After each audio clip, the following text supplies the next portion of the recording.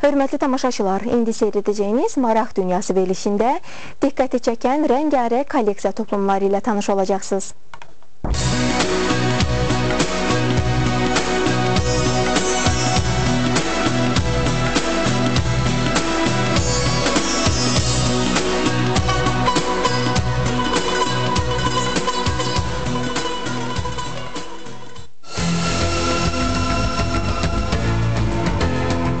Şərqin qocaman şəhəri Bakı qədim, möhtəşəm sənət əsərlərinin beşiyidir.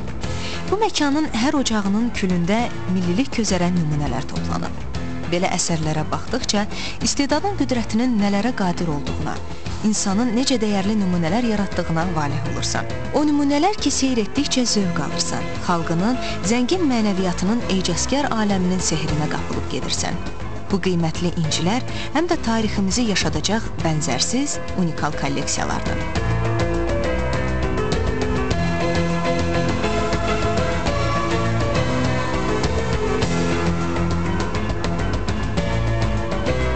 Belə kolleksiya nümunələri muzey mərkəzində toplanıb. Bugünlərdə Mədəniyyət və Turizm Nazirliyinin dəstəyi ilə təşkil olunan sərgidə ayrı-ayrı incəsənət adamlarının əsərləri tamaşaçılara təqdim olundu. Tətbiqi təsviri sənət festivalında 2 il ərzində Bakı və Bakı ətrafı kəndlərlə yanaşı bir çox regionlarda da fəaliyyət göstərən ustaların işləri sərgiləndi. Qədim sənətlərimizi yaşadan insanlar bununla da əslində irsimizi qoruyub saxlamağa çalışırlar.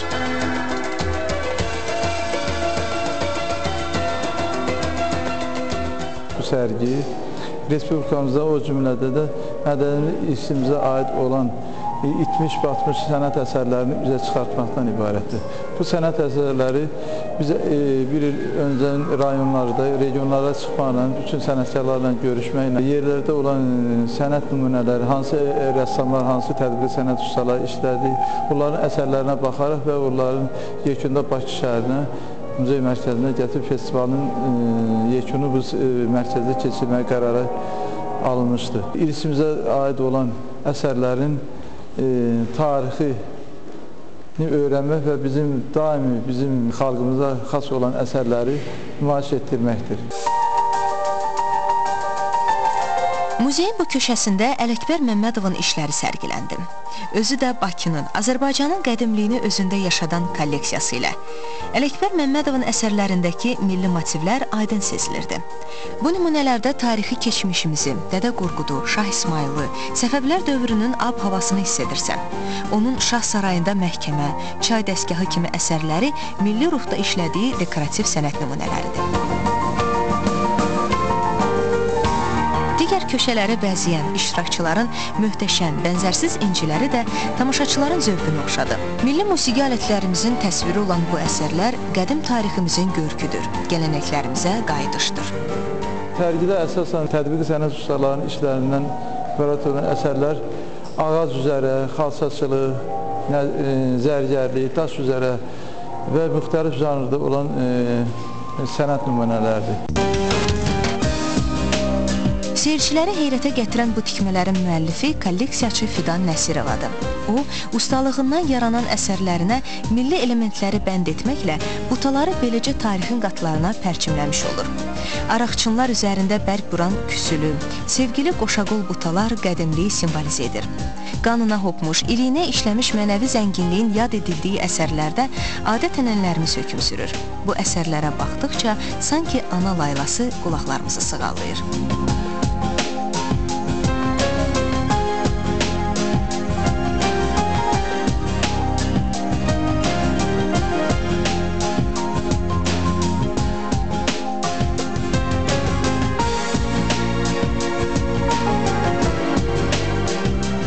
Ümumiyyətlə, mən fikir verirəm ki, bilirsiniz, bu sənət sahəsinə, incəsənət sahəsinə qədəm qoyandan sonra çox dostlar tapmışam. Bu, mənim üçün çox sevindirici haldır. Sərginin təşkilinə gəldikdə isə sərgi çox yüksək səviyyədə təşkil olunub. Çünki burada müxtəlif əl işləri və ən başlıcası odur ki, həvəskar rəssamların əl işləri sərgidə sərgilənir, nümayiş olunur və işlərimin müxtəlifliyi də insanları cəlb edir. Bu cəhətdən də çox xoşbəxtəm. Əsərlər sırasında vitraj üzərində işləmələrlə təmsil olunan iştirakçının sənət əsərləri hər kəsin gözünü, könlünü oxşadı. Bu nümunələrin hamısı istər batika, istərsə də şüşə üzərində qədim naxışlarımız, ornamentlərimiz, həkk edilmiş incilərin hər biri gələcək nəsillər üçün dəyərli məlumat mənbəyidir.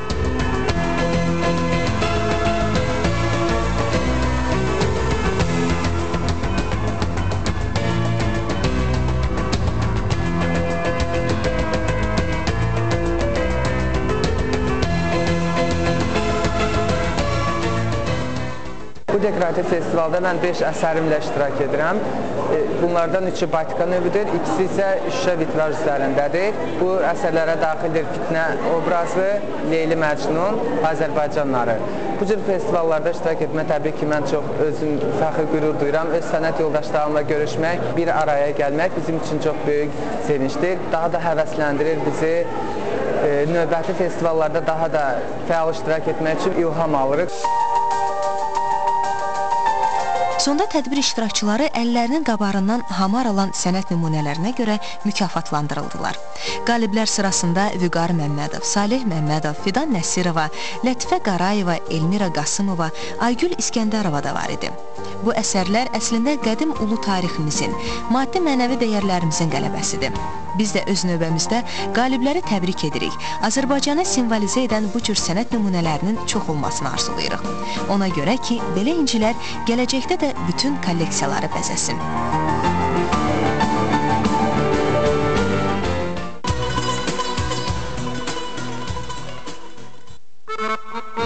Muzeyləri ilə dünyaya səs salan ölkələrdən biri İtaliyadır. Turistlərin ən çox ziyarət etdikləri incəsənət ocaqları sırasında Milan Oyuncaqlar Muzeyi öndədir. Alimlər hesab edir ki, oyuncaqların yaşı bəşəriyyətin yaşına bərabərdir. Arxeoloji qazıntılar zamanı tapılan oyuncaqlar da bu faktı təsdiq edir. 18-ci əsrdən yaradılan Milan Oyuncaqlar Muzeyi şəhərin qədim binalarının birində, Po çayının sahilində yerləşir. Onun zəngin eksponatlarında həm ölkənin qədim tarixi, həm də xalq tətbiqi sənət nümunələrinin inciləri yaşayır. Muzeydəki kolleksiyalar şəxsi kolleksiyaçıların topladığı əşyaların hesabına, digər muzeylərdəki nümunələrlə mübadilə yolu ilə və ziyarətçilərin öz oyuncaqlarını bağışlaması sayəsində zənginləşib. Salondakı nümunələr tarixinə və mövzusuna görə sərgilənir.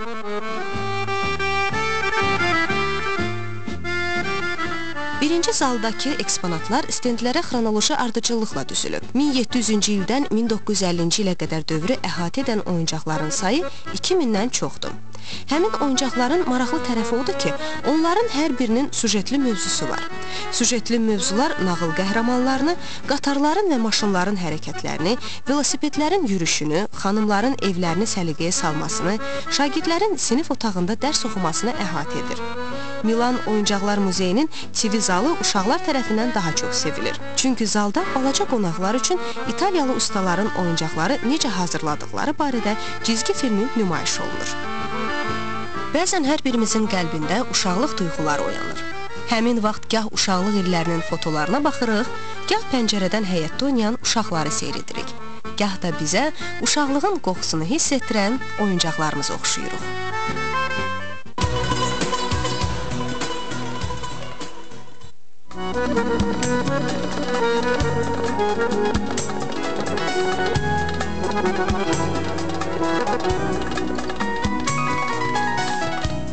Sənətkarlıq xalqımızın qanından, gen yaddaşından süzülərək müasir dövrümüzə də gəlib çatıb. Silah ustaları, dəmirçilər və digər sənət adamları hər zaman yaratdıqları əsərlərlə el-oba arasında böyük hörmətə malik olurlar. İndi elm, texnika əsri olsa da, qədim sahələrimizi yaşadan insanlar bugün də var. Qəhrəmanımız Məmməd Usta da qılınc, xəncər hazırlamaqla Azərbaycanın qədim sənət nümunələrini kolleksiyasına toplamağa nail olub.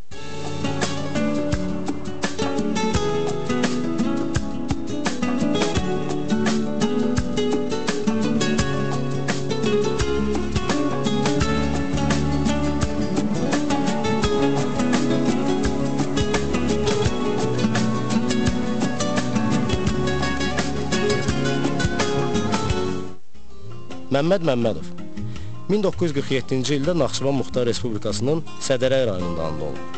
1966-cı ildə orta məktəbi bitirdikdən sonra ordu sıralarına gedib.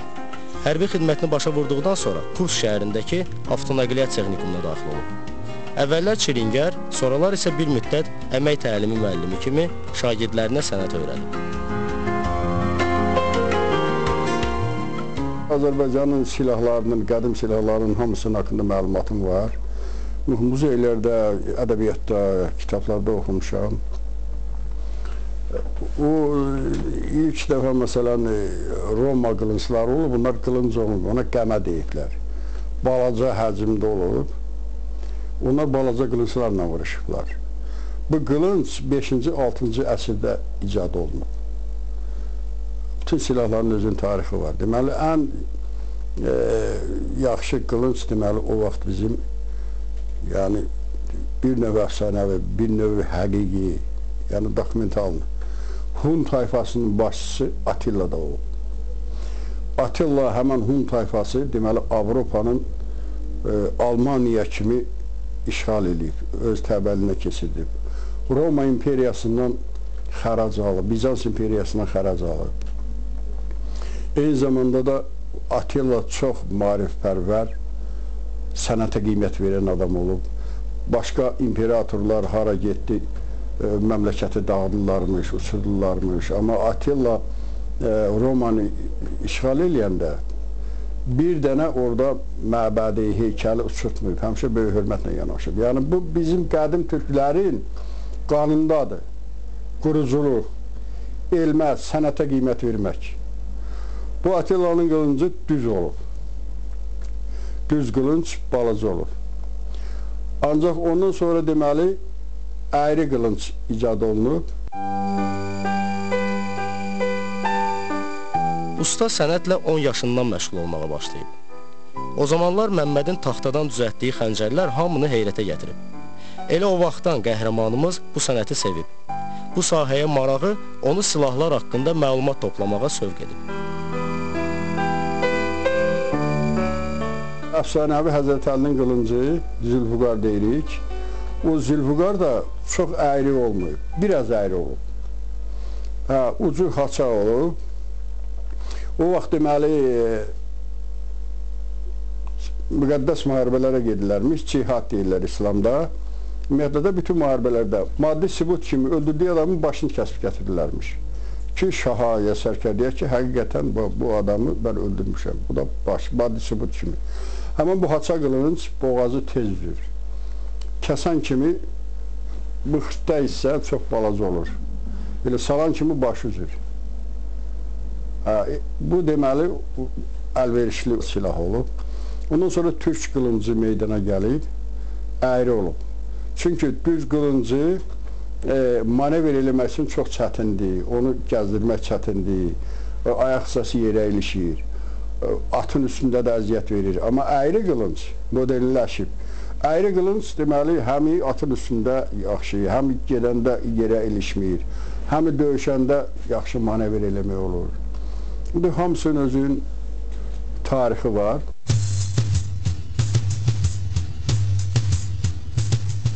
Hələ qədim zamanlardan türkləri qılınc ərənləri adlandırıblar. Qılıncın tarixi türk tarixi ilə başlayır. Qılıncını qında paslanmağa qoymayan, düşmənə bac verməyən igidlər olur.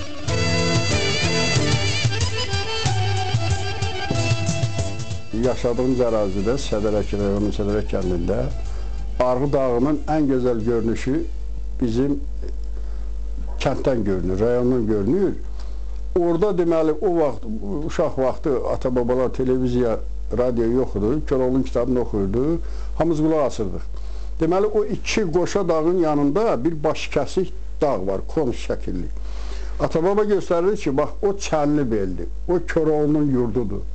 Deməli bizim ərazidə elə adam yoxdur ki, o dağı tanımayaq ki, o dağ Çənli belli, Köroğlu orada olub. Bu qılıncın da böyük qiyməti onda olub ki, bütün tarix boyu bütün dövlətlər öz müstəqilliyini qılıncına qoruyub saxlayıb. Ki, hər bir xalqın ən qiymətli milli sərvəti o müstəqilliyidir. Qılınc müqəddəs silahdır. İndi mən onu ata-babaların xatirəsini əbədləşdirmək üçün, yəni bu azadlıq simvolu kimi, dövlət müstəqilliyi kimi bu qılıncları mən hazırlayıram. İndi siz görürsünüz, məsələn, fəxri qonaqların hamısını qılıncla qarşılayırlar. Ustadın düzəltdiyi qılınclara baxanda xalqımızın şanlı tarixi göz önündə canlanır. O qılınclar ki, onlarda şah babalarımız, Şah İsmailin, adı gələndə düşməni lərzəyə salan Cavanşirin, Ərəb xilafətini yerindən titrədən Babəkin, Misri qılıncı ilə düşmənə meydan oxuyan Koroğlunun ruhları yaşayır. Məmməd müəllim tayı bərabəri olmayan Həzrət Əlinin qılıncının oxşarını da hazırlayıb. Bütün xalqları sənətkara tanıtdırıb həmişə. Mən çox arzulayardım ki, bunun hamısını dövlət tərəfindən muzeyə götürdülərdi. Çünki bu unikal şeydir, bunu hər adam düzəltmir. Ölkədə bir qılınc ustası mənəm. Yəni, eyni zamanda MDB-də də bunun nadir sənətdir. Bu, gələcək nəsil üçün çox vacibatdır. Məsələn, 17-ci əsrdə Rus tacirləri Xəzər dənizi vasitəsilə gəlib Şamaxıdan bir dənə qalxan alıblar. O qalxan 120 belə onun kəsiyi var, dairəvi, Allah-ı Əkbər yazılıb. Aparıblar onu 1-ci Piotra bağışlayıblar, həmin qılınc Ermitacdadır. Sonra Şamaxı ustaları, toxucuları gözəl atlasdan, ipəkdən parça toxuyub. Orada deməli Nizami Gəncəvinin 7 gözəl poemasından Bəhrəmin o əjdahanı öldürməyini, orada nətəri qızıl naxışlarla işləyiblərsə, həmin o parçadan 12 neçə metr 2-ci Yekaterina özünə paltar tikdirib. Həmin o paltar yeni Ermitacda durur. Yəni, bütün xalqların keçmişini, onun keçdiyi yolu sənətkarlıq göstərir. Yəni, bu xalq belə qədimdən sənətkardır. Məsələn, qədim Yunanistanda nə dərəcədə gözəl, məsələn, orada Ellinizm mədəniyyəti bizim yaradan 300 il əvvəl orada Akropol var. Akropolda deməli dünya 7 möcüzəsindən biri Afinanın barelyefi qızıldan, onun deməli bu paltarı var, hamısı qızıldan toxunub yunların hamısı çox, bədənin hamısı filsümindəndir, gözü almas brilyantdır. Sonra orada Helisonun Günəş Allahının böyük heykəli var, 30 metr hündürlüyündədir. Bunların hamısı bu, deməli, o Yunanistan mədəniyyətini hələ bizim yaradan əvvəl indi də yaşadır və onu tanıtdırır ki, bu xalqın belə bir böyük nəhəng mədəniyyəti olub. Azərbaycanda indi olmaqlar ancaq bu parçaya, xalçaya fikir verirlər. Amma belə sənətə, metal sənətinə fikir vermirlər. Mən deyərdim ki, bir nəfər maraqlanmayıb ki, məsələn, sən harada, hansı şərətdə işləyirsən, indi sənin tələbən var, yoxdur. İndi mən ölüb gedəcəm, bu sənət də mənə bərabər öləcək. Qılınclar Azərbaycan türklərinin milli etnoqrafik dəyərlərini və genetik kodlarını da özündə daşıyır. Lakin Məmməd Ustanın qabar olmuş əllərindən sığal alan işlərinə, eləcə də bu sahəyə biganəlik onu çox narahat edir. Mənim düzəltdiyim qılınclar keçmiş qılınclara bənzəməyinə, amma mənim ornamentim tam başqadır.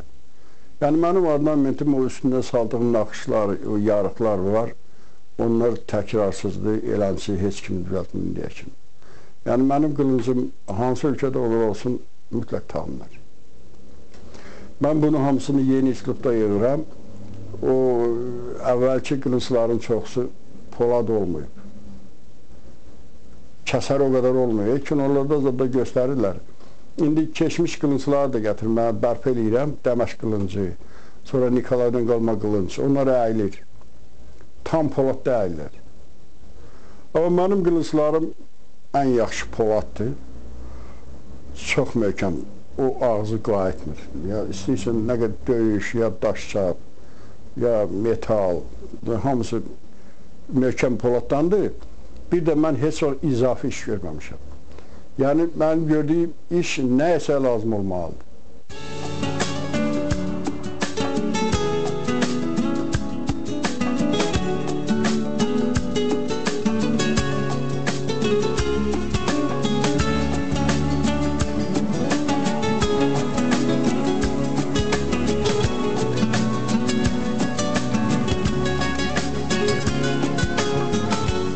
Ixtisalı qutarandan sonra özüm də təcrübə edirəm. Bunu nətər mən düzəltmişəm, nətər mən də həbsələ çatıb, səbir çatıb.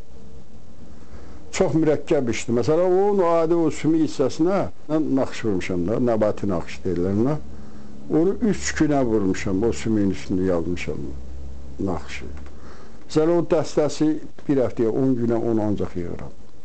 Bunu o qədər möhkəm yığmışam ki, o nə onun boşalmağı, nə burulmağı, nə xarab olmağı qeyri-mümkündür. Yəni, əsl sənət əsəridir. Mən həm də filatelisi olmuşam, 2000 markam var. Dünyanın bütün incəsənət əsərlərinin hamısı markalarda əks olunub. Yəni, bütün Avropanın intibah dövründə bütün rəssamların hamısını tanıyıram, tanışlığım var, əsərlərini təhlil edə bilirəm. Məsələn, o Rafael'dir, Michelangelo'dur, El Grek'dir, Goya'dır, İspan rəssamları, Hollanda rəssamları Van Gogh'dur, Rembrandt, ən qüdrətli rəssam, Pablo Picasso, Auguste Renoir. Ümumiyyətlə də demək olar ki, Avropanın bütün rəssamlarını saya bilərək.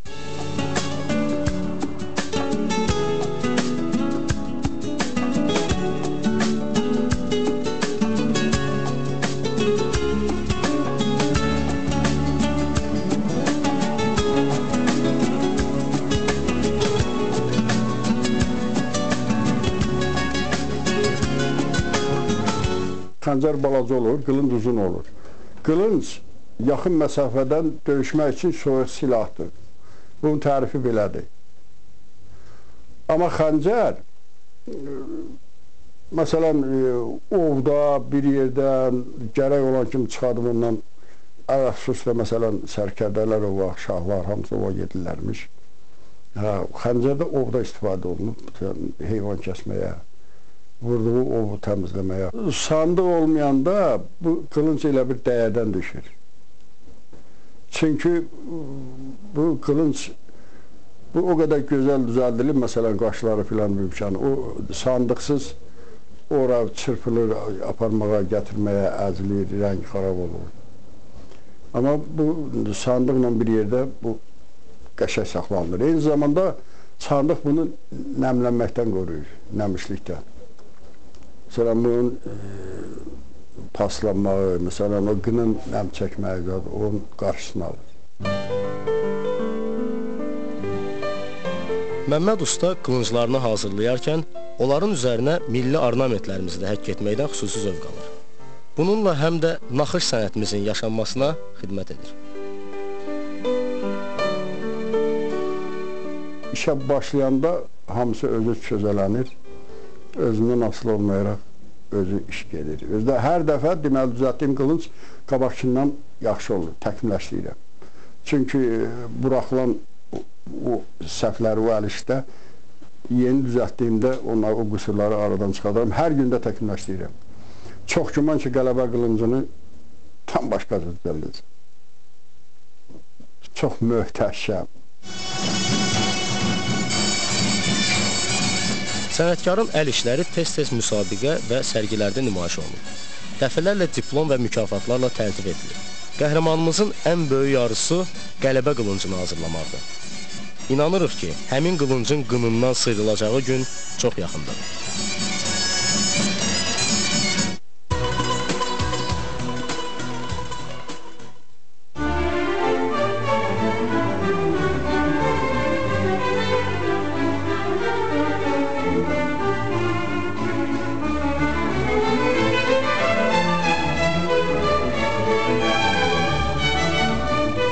Ermitaj dünyanın ən zəngin muzeylərindən biridir. Muzeyin 350 zalında 3 milyonadək eksponat saxlanılır. Onun yaranmasının maraqlı tarixçəsi var. 1764-cü ildə Sankt-Peterburqa Qərbi Avropa rəssamlarının əsərlərinin böyük kolleksiyası gətirilir. Berlinli tacir Qaçkovski 225 rəsmdən ibarət bu kolleksiyanı Prusiya kralı 2. Fridrix üçün toplayıb. Ancaq o ərəfədə ağır müharibələr Prusiyanın kral xəzinəsini elə boşaldır ki, 2. Fridrix kolleksiyanı almaqdan imtina edir. Kolleksiyanı Rus çariçası 2. Yekaterina alır. Muzeyin eksponatlarla zəngin olmasında 2. Yekaterina xüsusi rol oynayıb. O, eksponatlar üçün istənilən qiyməti ödəyirdi. Eksponatlar içində Rembrandtın Danaya, Müqəddəs Ailə, Rafaelin saqqalsız Yosiflə Madonna, Van Dyck'in rəsmləri və digər nümunələrə rast gəlmək olar.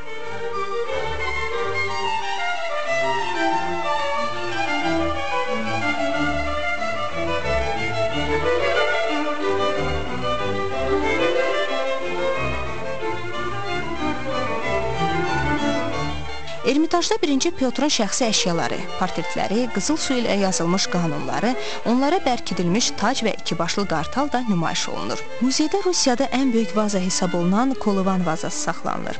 19 ton ağırlığı olan bu vaza Kolovan cilalama fabrikində 14 ilə hazırlanıb.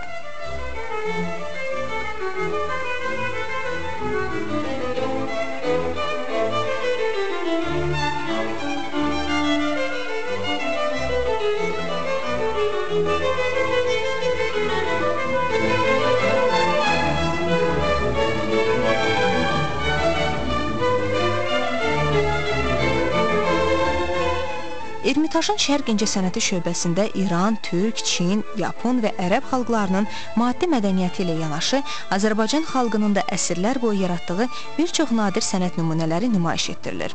Muzeydə Tunc dövrə aid edilən sənət abidələri içərisində kəmər, bilərzik, müxtəlif formalı və rəngli muncuq kimi zərgərlik sənəti nümunələri sərgilənir.